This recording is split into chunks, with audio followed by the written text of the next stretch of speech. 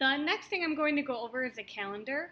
As I said, it's on the right-hand side of the screen. You can see everything that's upcoming, and you can also see a full calendar on the left side. So over here, if you click on calendar on the left, you'll be able to see all the calendars for any courses or groups that you are a part of. So I can see that this one is part of the Freedom Middle School group that I'm part of.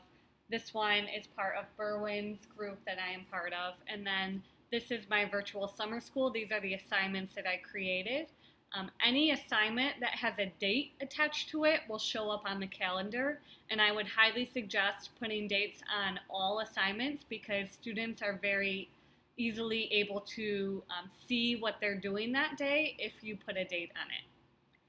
So at first you'll want to look at up here, look at all the calendars that you have. I'm part of a lot of groups. You probably won't be as part of as many yet.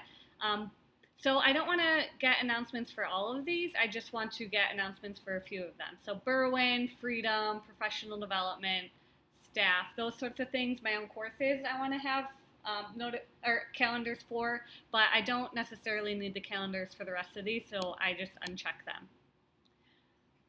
All the colors will default to be the same, which can make it a little bit confusing. So I would suggest changing the colors of each of your calendars so that you know where they're coming from. So I know that all of the green will be my own classes, my virtual summer school class, whereas any staff announcements are pink and professional development announcements are blue. So that makes it a little bit easier for me to see.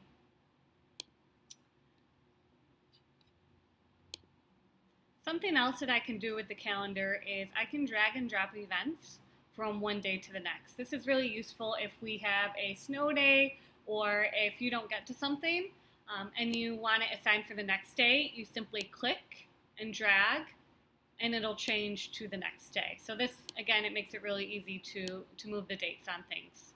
The final thing that you can do with your calendar is you can export it to iCal or Google Calendar so you could have your personal calendar and your Schoology calendar in one place.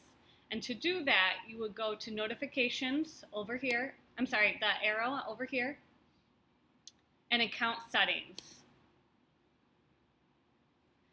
And if you scroll down, you'll get to a section called Share Your Schoology Calendar. Yours will probably say enable right here, so you'll want to enable that. And then you'll copy this link by highlighting it and hitting Command C. And then I can go to my iCal, click File, New Calendar Subscription, and hit Command V to paste that link to the Schoology calendar. So now I can have my personal calendar and my Schoology calendar in one place.